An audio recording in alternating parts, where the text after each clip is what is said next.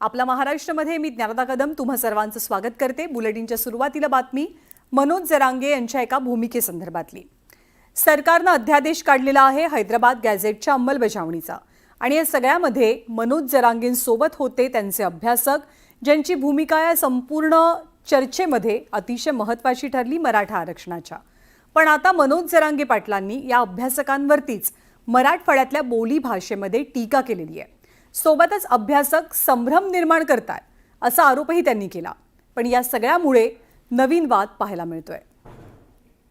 हे योग्य आहे का? नाही तर त्या वाशिवणी व्हायचं पुन्हा सगळे हा म्हणले मायावर ढकलिले चाबरे येते अभ्यासक। मनोज जरांगे पाटलांनी आता अभ्यासकांवर पुन्हा बोली भाषेत तोफ टाकली आहे। एक शब्द त्यातला उचलायचा आणि इकडे टाकायचा आणि तेवढेच बुळबुळ बुळबुळ करत बसायचं। सरकारच्या GR मधून मराठा समाजाच्या हाती काहीही लागलेलं नाही असा आक्षेप आरक्षण अभ्यासकांनी घेतला। मराठवाड्यातल्या मराठ्यांच्या कुणबी नोंदी सापडलेल्या नाहीत, त्यामुळे आरक्षण मिळणार तरी कसं असा प्रश्न अभ्यासकांनी उपस्थित केला। मंगळवारी आझाद मैदानात GR काढण्यापूर्वी मनोज जरांगे पाटलांनी तो अभ्यासकांकडे दिला। त्यावेळी ॲडव्होकेट योगेश केदार यांनी सरकारच्या GR मध्ये मराठा आरक्षण मिळत नसल्याचा मुद्दा उपस्थित करत काही सूचना केल्या। मात्र त्या सूचनांची जरांगे पाटलांनी दखल घेतली नव्हती। केदार यांच्याप्रमाणे असीम सरोदे, राजेंद्र कोंढरे आणि विनोद पाटील यांनी या मुद्द्याकडे लक्ष वेधलं। त्यामुळे आरक्षण अभ्यासकांवर जरांगे पाटलांनी तोफ डागली आहे। काय असतं काहीला नासकी सवय लागली असते मराठ्यांचेच। एक शब्द त्यातला उचलायचा आणि इकडे फेकायचा आणि तेवढेच बुळबुळ बुळबुळ करत बसायचं। मारामाऱ्या झाल्या पाहिजे। यांना GR निघाला याचा आनंद नाही, मराठी मोठी झाले याच्यात नाही। मुंबईत कुटाकुटी व्हायला पाहिजे होती। काहींचे असले सुद्धा नासके स्वप्न असतात। हे बाजूला गेल्याशिवाय आपले दुकानदाऱ्यात चलत नाहीत। काही बोला पण बोला, अरे मी आहे ना। जरांगे पाटलांनी अभ्यासकांना चाबरे संबोधल्यामुळे आणि संभ्रम निर्माण केल्याचा आरोप केल्यानं अभ्यासकांनीही जशास तसं उत्तर दिलंय। आरक्षणासंदर्भात केलेल्या सूचना या वैयक्तिक नव्हत्या, तर त्या समाजाच्या हितासाठी होत्या, याकडे अभ्यासकांनी लक्ष वेधलं।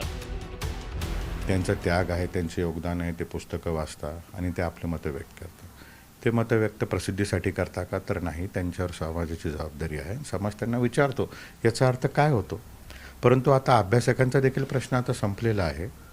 मुख्यमंत्र्यांनी पुढे येऊन सांगितलेलं आहे, ज्यांचा कागद आम्ही घेऊन चर्चा करतो हा खरा आहे खोटा आहे याचा उपयोग काय, त्यांनी स्पष्टता दिलेली आहे की मी कुठल्याही प्रकारे सरसकट मराठा समाजाला कुणबीत टाकलेलं नाही। SCBC आरक्षण टिकवण्याचा प्रयत्न करणे त्यावेळेस टिकणार नाही।